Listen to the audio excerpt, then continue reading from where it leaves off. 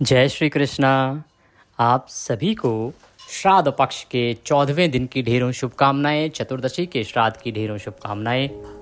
प्रिय भक्तों, आज चतुर्दशी का श्राद्ध है और आपको अवश्य ही सुनना चाहिए श्रीमद् भागवत गीता का 7वां अध्याय। शास्त्र कहते हैं कि श्रीमद् भागवत गीता का यह 7वां अध्याय विधि विधान से श्रवण करके यदि आप इसका पुण्य संकल्पित होकर अपने पितरों को अर्पित करते हैं, ये जिनका आज श्राद्ध है उनको अर्पित करते हैं, चाहे सभी पितरों को अर्पित करते हैं, और जो जल आपको बताने जा रहे हैं उससे तर्पण करते हैं, तो आपके पितृ निश्चित रूप से तृप्त हो जाते हैं। ऐसा शास्त्र कहते हैं कि यदि आपका कोई पितृ कहीं घोर नरक में भी हो तो वहाँ भी उसकी मुक्ति हो जाती है। इस प्रकार से यह गीता का 7वां अध्याय बहुत ही महत्वपूर्ण है।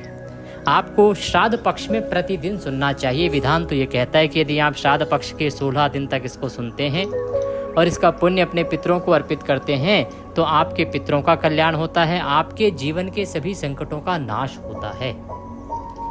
कौन से संकट? आपके जीवन में आर्थिक परेशानियां आती हैं पितृदोष के कारण, पितरों की नाराजगी के कारण। आपके जीवन में कलह कलेश रहता है, पति पत्नी के बीच में बनती नहीं है, या परिवार टूट जाते हैं कलह कलेश के कारण। ये दिखाता है कि पितृदोष है, पितरों की नाराजगी है। अगर आप ये करेंगे, गीता के 7वें अध्याय को सुनेंगे और जल तर्पण आदि करेंगे तो इसमें आपको राहत मिलती है। आपके जीवन में जो आर्थिक संकट है वह दूर होता है, मानसिक परेशानियां दूर होती हैं और पितृदोष में बड़ा ही महत्वपूर्ण फल आपको प्राप्त होता है, जिसके माध्यम से पितृदोष समाप्त होता है। तो आइए अब हम गीता का यह पावन पुनीत 7वां अध्याय आरंभ करेंगे और साथ ही बताएंगे कि इसकी विधि क्या है, कैसे आपको इस जल का तर्पण करना है और कैसे संकल्प करना है। आरंभ करें उससे पहले आपसे निवेदन है कि यह श्री भगवत गीता के 7वें अध्याय का वीडियो है, तो कृपया इसे एक बार लाइक अवश्य कर दीजिएगा। परमेश्वर वासुदेव की कृपा प्राप्त करने के लिए कमेंट बॉक्स में अवश्य लिखिएगा जय श्री कृष्ण। आपने पितरों की प्रसन्नता के लिए लिखिएगा जय पितृदेव। आपके पितरों को गौलोक प्राप्त हो, तृप्ति प्राप्त हो, इसके लिए लिखिएगा ओम नमो भगवते वासुदेवाय। भगवान वासुदेव अवश्य ही उनका कल्याण करेंगे। आप देख रहे हैं देवभूमि ज्योतिष संस्थान का प्रतिष्ठित यूट्यूब चैनल देवभूमि धार्मिक। हम यहाँ पर सभी व्रत और त्योहारों की सही शास्त्रीय जानकारी प्रदान करते हैं। ज्योतिष शास्त्र और पंचांग के आधार पर आपको बताते हैं कौन सी तिथि कब है, व्रत आदि कब करना है, क्या विधि है, क्या नियम है और क्या गलती नहीं करनी है। यदि आप सभी व्रत और त्योहारों की सही शास्त्रीय जानकारी पाते रहना चाहते हैं तो कृपया चैनल को भी सब्सक्राइब कीजिए। यदि आप सही कथाएं सुनते रहना चाहते हैं, महात्म्य सुनते रहना चाहते हैं तो चैनल को सब्सक्राइब कीजिए और बेल आइकन को प्रेस कीजिए। सब्सक्राइब करने के बाद वहाँ जो बगल में घंटी का निशान बना आता है ना, उसको जब आप दबाएंगे तब आपको हमारे सारे वीडियो प्राप्त होंगे, अन्यथा आपसे जानकारी छूट जाएगी। तो कृपया चैनल को सब्सक्राइब करें और बेल आइकन को प्रेस करें। आइए प्रिय भक्तों, अब हम पाठ आरंभ करेंगे। करना क्या है कि स्नान आदि से निवृत्त होकर स्वच्छ वस्त्र धारण कीजिए। स्वच्छ वस्त्र धारण करने के बाद एक लोटा लीजिए, तांबे का या पीतल का। उसमें पहले गंगा जल भरिए, फिर शुद्ध जल भरिए। उसमें एक पत्ता तुलसी का डालिए, थोड़े काले तेल डालिए, कुशा मिल जाए तो उत्तम है, कुशा डालिए। सफ़ेद पुष्प डाल लीजिए, चंदन हो सफ़ेद चंदन तो चंदन पाउडर डालिए। उस लोटे को लीजिए, आसन बिछाइए और दक्षिण दिशा की ओर मुख करके बैठ जाइए। लोटे को सामने रखिए और श्रीमद् भागवत गीता के 7वें अध्याय का श्रवण कीजिए। अब हम पाठ आरंभ करेंगे। पाठ सुनेंगे आप। पाठ पूर्ण करने के बाद फिर आपको बताएंगे कि किस विधि से आपको यह पाठ जो है पितरों को अर्पित करना है, इसका पुण्य कैसे पितरों को प्राप्त होगा और किस प्रकार से इस जल से आपको तर्पण करना है, पितरों की तृप्ति करनी है। आइए पहले हम सुन लेते हैं श्रीमद् भागवत गीता का 7वां अध्याय। भगवान परमेश्वर श्री कृष्ण के चरणों में मन को लगाएं और सुनना आरंभ करें। बोलिए कृष्ण भगवान की जय। अथ श्रीमद् भागवत गीता 7वां अध्याय प्रारंभ। श्री भगवान उवाच। श्री भगवान बोले, हे पार्थ, अनन्य प्रेम से मुझ में आसक्त चित्त तथा अनन्य भाव से मेरे परायण होकर योग में लगा हुआ तू जिस प्रकार से संपूर्ण विभूति, बल, ऐश्वर्य आदि गुणों से युक्त सबके आत्मरूप मुझको संशय रहित जानेगा, उसको सुन। भगवान कहते हैं कि अर्जुन, तुम्हारा मेरे प्रति जो प्रेम है वो अद्भुत है। तुम सदा अपना चित्त मुझ में लगा के रखते हो और सदा ही मेरे प्रति अनन्य भाव से मेरे परायण होते हो। हे अर्जुन, आज मेरे द्वारा जो तुम्हें बताया जा रहा है उसके बाद तुम मुझे संपूर्ण बल ऐश्वर्य गुणों से युक्त और सबके आत्म रूप जान लोगे और मैं ही इस सृष्टि का बीज हूं, यह जान लोगे। इसमें तनिक भी संशय नहीं है। अर्जुन, मैं तेरे लिए इस विज्ञान सहित तत्व ज्ञान को संपूर्णतया कहूंगा। ये जो ज्ञान है इसको मैं पूर्ण रूप से कहूंगा, इस प्रकार से कहूंगा जिसको जानने के बाद इस संसार में फिर और कुछ भी तुम्हारे लिए जानने योग्य शेष ही नहीं रह जाएगा और ना ही कुछ जानने की आवश्यकता होगी।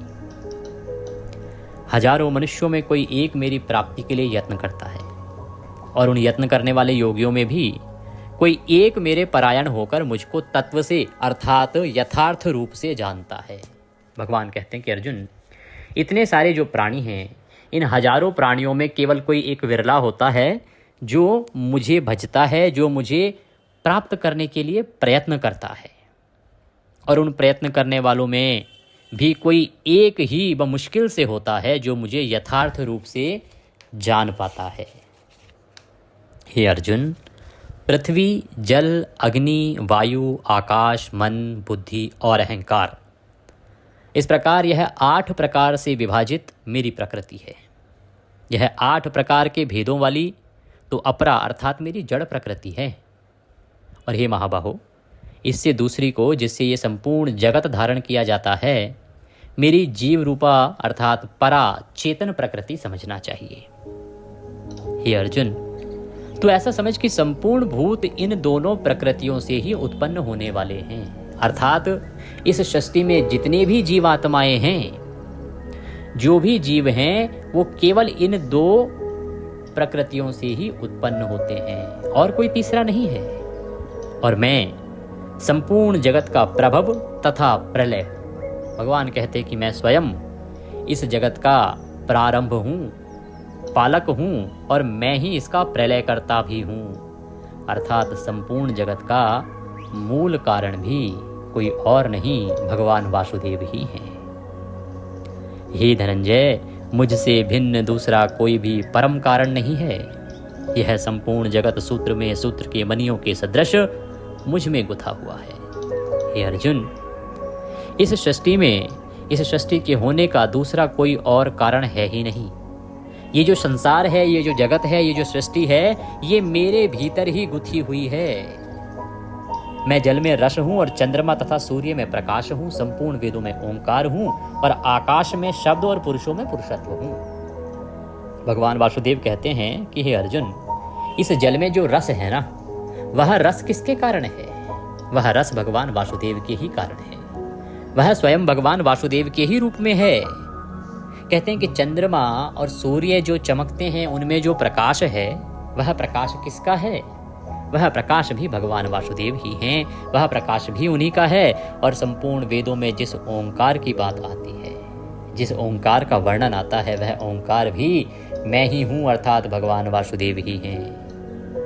भगवान आगे कहते हैं कि इस आकाश में जो शब्द गुंजायमान होते हैं, वो भी मेरे ही कारण होते हैं। और पुरुषों के भीतर जो पुरुषत्व होता है, वह पुरुषत्व भी मेरे ही कारण होता है। हे अर्जुन, मैं पृथ्वी में पवित्र गंध और अग्नि में तेज हूँ तथा संपूर्ण भूतों में उनका जीवन हूँ। इस पृथ्वी में जो सुगंध आती है, मिट्टी में जो सुगंध आती है, उसका कारण भी भगवान वासुदेव हैं।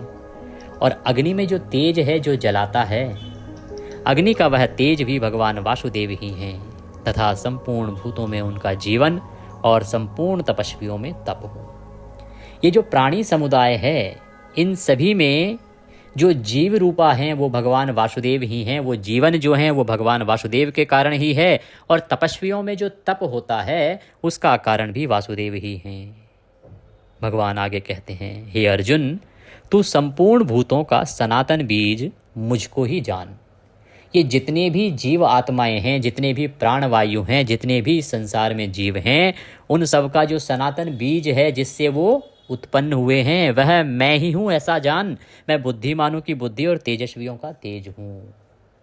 जो बुद्धिमान लोगों की कुशाग्र बुद्धि कही जाती है वो भी भगवान वासुदेव ही हैं। और तेजस्वियों में जो तेज होता है जिससे वो चमत्कार करते हैं वो भी स्वयं भगवान वासुदेव ही हैं। हे भरत श्रेष्ठ, मैं बलवानों का आसक्ति और कामनाओं से रहित बल अर्थात सामर्थ्य हूँ। बलवानों में जो कामनाओं रहित बल रहता है, सामर्थ्य होता है, वह भगवान वासुदेव के ही कारण है। और सब भूतों में धर्म के अनुकूल अर्थात शास्त्र के अनुकूल काम हूँ। जितने भी प्राणी हैं उनमें जो शास्त्र के अनुसार, धर्म के अनुसार जो काम होते हैं वो भी भगवान वासुदेव के कारण ही होते हैं। भगवान कहते हैं कि और भी जो सत्व गुण से उत्पन्न होने वाले भाव हैं, जो रजोगुण से तथा तमोगुण से होने वाले भाव हैं, उन सब को तू मुझसे ही होने वाले हैं ऐसा जान। परंतु वास्तव में वे मुझ में और मैं उनमें नहीं हूँ। भगवान कहते हैं कि जो सतगुण, रजगुण और तमोगुण, इन तीनों से जो भाव उत्पन्न होते हैं ना, उन सबको मुझसे ही होने वाले हैं ऐसा जानना चाहिए। परंतु वास्तविकता ये है कि उन तीनों ही भावों के भीतर ना तो मैं विद्यमान रहता हूँ और ना ही वो तीनों जो भाव हैं, तीनों जो गुण हैं वो मेरे भीतर होते हैं। वो रचित हैं माया के द्वारा। अब लोग कह देते हैं अरे ये भी तो भगवान की ही देन है, भगवान ने ही तो किया है, हमारा मन इसमें लगता है वो भी तो भगवान की ही देन है। ऐसा नहीं है, वो माया की देन है। यही तो फर्क है ज्ञानी में और अज्ञानी में। अज्ञानी कुतर्क करते हैं, दोष भगवान पे मढ़ने का प्रयास करते हैं। तो भगवान कहते हैं कि मैंने जो माया बनाई है, ये सृष्टि बनाई है, उसमें सतगुण, रजगुण, तमोगुण ये तो हैं, परंतु ये मेरे भीतर नहीं हैं। और ये जो गुण हैं इनके भीतर मैं भी नहीं हूँ। यदि किसी के अंदर ये गुण आ गए तो उसमें मैं नहीं आऊँगा। गुणों का कार्य रूप सात्विक, राजस और तामस, इन तीनों प्रकार के भावों से यह सारा संसार प्राणी समुदाय मोहित हो रहा है कि हे अर्जुन, ये जो सारा जगत है ना, ये इन तीन गुणों के द्वारा मोह लिया गया है। सभी प्राणी आप देखते हैं कि इन्हीं में समाये रहते हैं। सबकी अपनी अलग अलग कामनाएं हैं। तो राजस, तामस और सत्व, इन तीनों गुणों में ही सभी प्राणी समुदाय खोया हुआ है। इसीलिए इन तीनों गुणों से परे मुझ अविनाशी को नहीं जानता। अब इन तीनों गुणों से परे जो मैं स्वयं साक्षात परमात्मा हूँ, ये अज्ञानी जन समुदाय मुझे नहीं जान पाता, क्योंकि इसके ऊपर इन तीनों गुणों का प्रभाव होता है। क्यों होता है? क्योंकि यह अलौकिक अर्थात अति अद्भुत त्रिगुणमयी मेरी माया बड़ी दुस्तर है। कि हे अर्जुन, इसका कारण यह है कि जो मेरी माया है ना, तीन गुणों वाली, ये बड़ी ही दुस्तर है। ये सबको अपने मोह जाल में फंसा के रखती है। कोई भी मनुष्य इससे पार नहीं पा पाता। भगवान कहते हैं कि जो पुरुष केवल मुझको निरंतर भजते हैं वे इस माया का भी उल्लंघन कर जाते हैं। जो पुरुष भगवान वासुदेव का भजन करते हैं उन पर इस माया का प्रभाव नहीं होता और इस माया के प्रभाव से वो हीन रह जाते हैं और इस प्रकार से वो इस संसार से तर जाते हैं। माया के द्वारा जिनका ज्ञान हरा जा चुका है, ऐसे आसुर स्वभाव वाले, आसुर स्वभाव को धारण किए हुए मनुष्यों में नीच दूषित कर्म करने वाले मूढ़ लोग मुझको नहीं भजते। कि अर्जुन, जो लोग जिनका ज्ञान जो है इस माया के द्वारा हर लिया गया है, जिन पर इस माया का पूरा प्रभाव हो गया है, उनका स्वभाव आसुरों जैसा हो जाता है, राक्षसों जैसा हो जाता है। ऐसे मनुष्य नीच कर्म करते हैं, दूषित कर्म करते हैं और ये अज्ञानी लोग मुझे कभी नहीं भजते, अर्थात भगवान वासुदेव को कभी नहीं भजते। हे भरतवंशियों में श्रेष्ठ अर्जुन, उत्तम कर्म करने वाले अर्थार्थी, आर्त, जिज्ञासु और ज्ञानी, ऐसे चार प्रकार के भक्तजन मुझको भजते हैं। भगवान अपने भक्तों के विषय में बताते हैं कि चार प्रकार के उनके भक्त हैं, अर्थार्थी, आर्त, जिज्ञासु और ज्ञानी। ये चार प्रकार के जो भक्त हैं वो भगवान वासुदेव को भजते हैं और उनमें नित्य मुझ में एक ही भाव से स्थित अनन्य प्रेम भक्ति वाला ज्ञानी भक्त अति उत्तम है। इन सब में भी जो ज्ञानी भक्त है ना, वह सर्वश्रेष्ठ है। क्यों? क्योंकि मुझको तत्व से जानने वाले ज्ञानी को मैं अत्यंत प्रिय हूँ और वह ज्ञानी मुझे अत्यंत प्रिय है। वो जो ज्ञानी है वो मुझे तत्व से जानता है, यथार्थ रूप से जानता है और इसीलिए वह मुझे बड़ा प्रिय है। भगवान कहते हैं ये सभी उदार हैं। बाकी जो भगवान ने अपने भक्त बताए हैं ये सभी उदार हैं, परंतु ज्ञानी तो साक्षात मेरा ही स्वरूप है, ऐसा मेरा मत है। क्योंकि वह मदगत मन बुद्धि वाला ज्ञानी भक्त अति उत्तम गति स्वरूप मुझ में ही अच्छी प्रकार से स्थित है। वो सदा मुझ में ही समाहित रहता है, मुझ में ही लीन रहता है, मुझ में ही स्थित रहता है। बहुत जन्मों के अंत के जन्म में तत्व ज्ञान को प्राप्त पुरुष सब कुछ वासुदेव ही हैं, इस प्रकार मुझको भजता है, वह महात्मा अत्यंत दुर्लभ है। कहते हैं कि अर्जुन, ये जो जीव आत्मा है, इस जीव आत्मा के अनेकों जन्म होते हैं। इन अनेकों जन्म के अंत के जन्म तक भी यदि कोई ये जान पाए कि सब कुछ वासुदेव ही हैं और वह मुझे भजना आरंभ कर दे, ऐसे लोग बहुत ही दुर्लभता से मिलते हैं, अर्थात ना के बराबर ऐसे लोग हैं। इतने जन्म लेने के बाद भी जीव जो है वो ये नहीं समझ पाता कि सब कुछ भगवान वासुदेव ही है और ना ही उनको भजता है। उन भोगों की कामना द्वारा जिनका ज्ञान हरा जा चुका है, वे लोग अपने स्वभाव से प्रेरित होकर उस नियम को धारण करके अन्य देवताओं को भजते हैं, अर्थात पूजते हैं। भगवान कहते हैं कि अर्जुन, ये जो मनुष्य समुदाय है ये कामनाओं में आसक्त है, इसकी अनेकों कामनाएं हैं और कामनाओं में ये सदा घिरा रहता है। इन कामनाओं के कारण उनका ज्ञान जो है वो समाप्त हो जाता है और वे लोग इस स्वभाव से प्रेरित होकर उस नियम को धारण करके अन्य देवताओं को भजते हैं। अर्थात मनुष्य कामनाओं में डूबा रहता है, उसकी कामनाएं हैं, लालसाएं हैं। किसी को धन चाहिए, किसी को स्त्री चाहिए, किसी को संतान चाहिए, किसी को वैभव चाहिए, राजपाट चाहिए, सिंहासन चाहिए, ऊंचा नाम चाहिए। इस प्रकार से सभी मनुष्यों की अपनी अपनी कामनाएं होती हैं और वो कामनाओं की पूर्ति के लिए ही भक्ति करता है। भक्ति दो प्रकार की कही गई है प्रिय दर्शकों, सकाम और निष्काम। तो जो सकाम भक्ति है उसकी बात यहाँ भगवान वासुदेव कर रहे हैं। कह रहे हैं कि जो ये लोग हैं ये सकाम भक्ति करने वाले लोग हैं, ये कामनाओं से आसक्त रहते हैं, इनकी अपनी अपनी कामनाएं हैं और उन कामनाओं की पूर्ति के लिए भगवान के रूपों को भजते हैं, अर्थात कहें कि अन्य अन्य देवताओं को भजते हैं। जैसे आप उदाहरण के लिए लीजिए, आप किसी से जान लेते हैं कि ये देवता इस इच्छा की पूर्ति करता है, चलो जी इसको भज लेते हैं, ये इच्छा पूरी हो जाएगी। अरे मेरी ये इच्छा तो इस वाले देवता से पूरी होती है, मैं इस देवता को पूजा कर लेता हूँ। मेरी ये कामना है, इस कामना की सिद्धि तो ये अमुक देवता करते हैं, मैं वहाँ जाना शुरू कर देता हूँ, उनको पूजना शुरू कर देता हूँ। तो भगवान यही कह रहे हैं कि ये जो मनुष्य है ये कामनाओं में आसक्त है, जिसको लगता है कि ये देवता मेरी इस इच्छा की पूर्ति करेगा, उसी को भजने लग जाता है, पूजने लग जाता है। तो जो सकाम भक्त जिस जिस देवता के स्वरूप को श्रद्धा से पूजता है या पूजना चाहता है, उस भक्त की श्रद्धा को मैं उसी देवता के प्रति स्थिर कर देता हूँ कि हे अर्जुन, जो कामनाओं में डूबे हुए मनुष्य, कामनाओं में डूबे हुए भक्त जिस जिस देवता के स्वरूप को पूजना चाहता है ना, उस भक्त की श्रद्धा को मैं उस देवता में ही और अधिक दृढ़ कर देता हूँ, उसी के प्रति स्थिर कर देता हूँ। मैं कुछ ऐसा करता हूँ जिससे कि वो उस देवता में और अधिक विश्वास करने लगता है। कैसे? वह पुरुष उस श्रद्धा से युक्त होकर उस देवता का पूजन करता है और उस देवता से मेरे द्वारा ही विधान किए हुए उन इच्छित भोगों को निसंदेह प्राप्त करता है। कि वो जो पुरुष है, वह जो जीव है, वो श्रद्धा से युक्त होकर उस देवता को पूजता है कि प्रभु मेरी ये इच्छा पूरी कर दो, उनका पूजन करता है और फिर उस देवता के द्वारा मेरे द्वारा ही विधान किए हुए इच्छित भोगों को भोगता है। कहते हैं कि जो उसको भोग प्राप्त होते हैं उस जीव को, वो मेरे द्वारा ही विधान किए होते हैं, मेरे द्वारा ही बनाए गए होते हैं, परंतु मैं उनको उस देवता के माध्यम से उसको प्रदान करवाता हूँ। इससे उस जीव की भक्ति उस देवता के प्रति और दृढ़ हो जाती है। उसको लगता है कि इस देवता ने ही मेरा यह काम बनाया है, इस देवता से ही मेरा उद्धार हुआ है, अतः वह उसमें और अधिक दृढ़ निश्चय होकर भक्ति करने लगता है। परंतु उन अल्प बुद्धि वालों का वह फल नाशवान है तथा देवताओं को पूजने वाले देवताओं को प्राप्त होते हैं। भगवान वासुदेव कहते हैं कि अर्जुन, मनुष्यों को समझना चाहिए कि वो जो भक्ति कर रहे हैं सकाम भक्ति, ये अल्प बुद्धि जीवों को समझ ही नहीं आता कि वो नाशवान है। वो जिसकी इच्छा कर रहे हैं वो आज नहीं तो कल नष्ट हो जाएगा और वो देवताओं को पूजने वाले देवताओं के ही धाम को प्राप्त होते हैं, मेरे धाम को नहीं आ सकते। परंतु मेरे भक्त चाहे जैसे ही भजें, अंत में वे मुझको ही प्राप्त होते हैं, अंत में वे भगवान वासुदेव को ही प्राप्त होते हैं।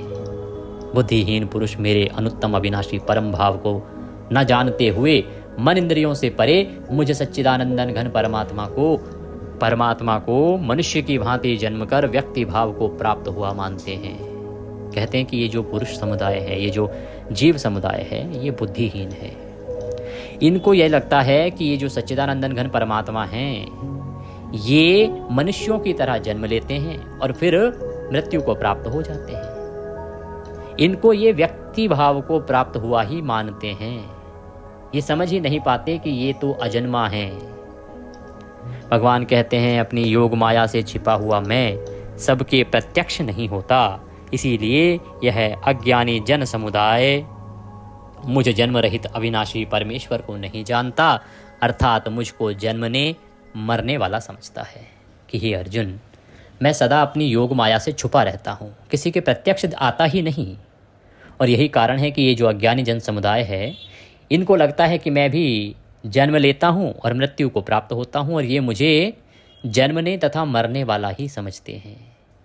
हे अर्जुन, पूर्व में व्यतीत हुए और वर्तमान में स्थित तथा आगे होने वाले सब भूतों को मैं जानता हूँ, परंतु मुझको कोई भी श्रद्धा भक्ति रहित पुरुष नहीं जानता। क्या घटित होने वाला है, क्या घटित हुआ है और क्यों घटित हुआ है, यह सब मैं जानता हूँ, परंतु मुझे केवल वही जान पाता है जिसमें श्रद्धा होती है और भक्ति होती है। जिसमें श्रद्धा और भक्ति नहीं होती, वह जीव मुझे कभी नहीं जान पाता। हे भरतवंशी अर्जुन, संसार में इच्छा और द्वेष से उत्पन्न सुख दुख आदि द्वंद्व रूप मोह से संपूर्ण प्राणी अत्यंत अज्ञानता को प्राप्त हो रहे हैं। भगवान कहते हैं कि संसार में लोगों की इच्छा और द्वेष के कारण ही सुख और दुख जो है उनके बीच में एक द्वंद्व चलता है, और इसी के कारण सभी प्राणी अज्ञानता को प्राप्त हो जाते हैं। उनका ज्ञान नष्ट हो जाता है, वो केवल सुख और दुख के भोग में ही डूबे रहते हैं। परंतु निष्काम भाव से शिष्ट कर्मों का आचरण करने वाले जिन पुरुषों का पाप नष्ट हो गया है, वे राग द्वेष जनित द्वंद्व रूप मोह से मुक्त दृढ़ निश्चयी भक्त मुझको सब प्रकार से भजते हैं। हे अर्जुन, जो निष्काम भाव वाले लोग हैं, जो जीव निष्काम भाव से भक्ति करते हैं, श्रेष्ठ आचरण करते हैं, ऐसे जीवों का पाप नष्ट हो गया होता है, और वे राग द्वेष जनित द्वंद्व रूप मोह से मुक्त दृढ़ निश्चयी भक्त सदा सब प्रकार से मुझे ही भजते हैं। जो मेरे शरण होकर जरा और मरण से छूटने के लिए यत्न करते हैं, वे पुरुष उस ब्रह्म को, संपूर्ण आध्यात्म को, संपूर्ण कर्म को जानते हैं। कि अर्जुन, जो भी जीव मेरे शरण में आते हैं और शरणागत होकर मरण से छूटने के लिए प्रयत्न करते हैं, वे उस ब्रह्म को अर्थात मेरे स्वरूप को, मेरे सृष्टि के आधार होने को जानते हैं, संपूर्ण आध्यात्म को, संपूर्ण कर्म को जानते हैं। तो जो पुरुष अधिभूत अधिदैव के सहित तथा अधियज्ञ के सहित सबका आत्मरूप मुझे अंत काल में भी जानते हैं, वे युक्ति चित्त वाले पुरुष मुझे जानते हैं, अर्थात प्राप्त हो जाते हैं। कि हे अर्जुन, यदि कोई जीवात्मा मुझे अपने जीवन के अंतिम समय में भी भज लेता है, अंतिम समय में भी मेरा ध्यान कर लेता है, तो ऐसे जीवात्मा को मैं मुक्त कर देता हूँ, वह मेरे धाम को प्राप्त हो जाता है। ओम तत्सत इति श्रीमद्भागवत गीता उपनिषदस्तु ब्रह्म विद्यायाम योग शास्त्रे श्री कृष्ण अर्जुन संवादे ज्ञान विज्ञान योगो नाम सप्तमो अध्याय संपूर्णः। बोलिए श्री कृष्ण भगवान की जय। इसी के साथ गीता का 7वां अध्याय यहाँ पूर्ण होता है। अब आप लोटे को दोनों हाथों से उठा लीजिए, भगवान वासुदेव से संकल्प करते हुए निवेदन कीजिए कि प्रभु, मैंने जो गीता का 7वां अध्याय सुना है या पढ़ा है, इससे जो भी पुण्य प्राप्त होता है वह संपूर्ण पुण्य मैं अपने पितरों को समर्पित करता हूँ। यहाँ आप अपने पितरों का नाम ले सकते हैं जिनको आप ये पुण्य देना चाहते हैं। उनके साथ आपका क्या संबंध है, संबंध के माध्यम से बता सकते हैं कि ये मेरे ये लगते हैं और मैं इनको ये पुण्य अर्पित करता हूँ। इस प्रकार से वर्णन कर सकते हैं कि भगवान ये पुण्य इन्हें प्राप्त हो, ये तृप्त हों और मुक्त हों। इस प्रकार से संकल्प आपने करना है। ये संकल्प करने के बाद इस जल से आप पितरों का तर्पण करेंगे। एक बड़ा पात्र ले लीजिए और सीधे हाथ में अंगूठे और उंगली के बीच का जो क्षेत्र है वो तर्पण क्षेत्र कहलाता है। वहाँ से आप जल अर्पित करेंगे पितरों को। मंत्र मैं आपको बोलता हूँ, उस मंत्र को बोलते हुए जल अर्पित कीजिएगा। मंत्र यदि समझ ना आए तो कमेंट बॉक्स में लिख के पूछ लीजिएगा, मेरा प्रयास रहेगा कि मैं वहाँ आपको मंत्र लिख के दे दूँ। जल तर्पण कीजिए। इस जल को दूसरे पात्र में गिराते हुए पितरों का स्मरण करते हुए ओम ह्रीं श्रीं क्लीं स्वधा देव्यै स्वाहा, ओम ह्रीं श्रीं क्लीं स्वधा देव्यै स्वाहा, ओम ह्रीं श्रीं क्लीं स्वधा देव्यै स्वाहा। इस मंत्र के साथ जल तर्पण कीजिए। जितना भी जल है 5 बार 11 बार आप मंत्र को बोलिए। तर्पण करके अपने पितरों से निवेदन कीजिए कि हे मेरे पितरों, मैंने गीता जी का 7वां अध्याय पढ़ा, उसका संपूर्ण पुण्य मैंने आपको अर्पित किया है। यह जल तर्पण द्वारा मैं आपको समर्पित करता हूँ, इसे स्वीकार करें। आप तृप्त हों, जहाँ भी हों वहाँ प्रसन्न हों, तृप्त रहें और सदा प्रसन्नतापूर्वक अपना आशीर्वाद हम पर बनाए रखें। निवेदन कीजिए और इस जल को आप पीपल के वृक्ष में डाल दीजिएगा। यदि रविवार का दिन ना हो, कभी रविवार का दिन हो तो उस दिन आप पीपल में ना डालिएगा, अन्य किसी भी वृक्ष में डाल सकते हैं, तुलसा जी में नहीं डालते हैं। बाकी दिनों में भी यदि आपके यहाँ आसपास पीपल का वृक्ष नहीं है तो आप अन्य किसी पौधे में डाल सकते हैं। डालते समय ध्यान रखिएगा कि किसी के पैरों में ना आए, इस प्रकार से डालिएगा। और जब आप जल देंगे तो निवेदन करना कि मेरे पितरों, इस जल को स्वीकार करो, ग्रहण करो, तृप्त हो और जहाँ भी संकट में भी यदि हो तो वहाँ से परमात्मा आपको मुक्त करें। मेरे जीवन में जो संकट है उनका हरण करें। यदि आपके जीवन में कोई परेशानी चल रही है, क्योंकि पितृदोष के कारण, पितरों की नाराजगी के कारण अनेकों परेशानियां होती हैं जीवन में। पति पत्नी में ग्रह कलेश रहता है, परिवार टूट जाते हैं, परिवारों में कलेश रहता है, बच्चे होने बंद हो जाते हैं, संतान वृद्धि, संतान उत्पत्ति बंद हो जाती है, आपके आर्थिक हालात बिगड़ जाते हैं, रोजगार नहीं चलता है, नौकरी नहीं लगती है छूट जाती है। अनेकों संकट आते हैं पितृदोष या पितरों की नाराजगी के कारण। इसीलिए आपको अपने पितरों से निवेदन करना है, वही है जो आपको बचा सकते हैं। इसीलिए मैंने आरंभ में कहा था कि 16 दिन यदि आपने प्रतिदिन ये कर्म न केवल एकादशी को करें वरन इसको प्रतिदिन जितने भी दिन बचे हैं अमावस्या तक अब रोज करिएगा। और प्रति माह दोनों एकादशी पर, अमावस्या और पूर्णिमा पर, ये 4 दिन निर्धारित कर लीजिए। हर महीने आप यही गीता का अध्याय सुनेंगे और इसी विधि से जल तर्पण आदि करेंगे। देखिएगा आपके जीवन के जो भी संकट हैं उनका नाश हो जाएगा। कोई दक्षिणा स्वरूप यदि कुछ भेजना चाहते हैं तो स्क्रीन पर नंबर भी आ रहा है और QR कोड भी आ रहा है, उस पर भेज सकते हैं। कई बार नंबर पर फेल हो जाता है तो QR कोड इसीलिए हमने आपके लिए अपलोड किया है। दक्षिणा स्वरूप जो भी भेजना चाहें भेज सकते हैं। कुछ कहना चाहते हैं, पूछना चाहते हैं तो कमेंट के माध्यम से कह सकते हैं, पूछ सकते हैं, या व्हाट्सएप के माध्यम से भी जुड़ सकते हैं। नारायण सब पर कृपा करें। हरे कृष्ण।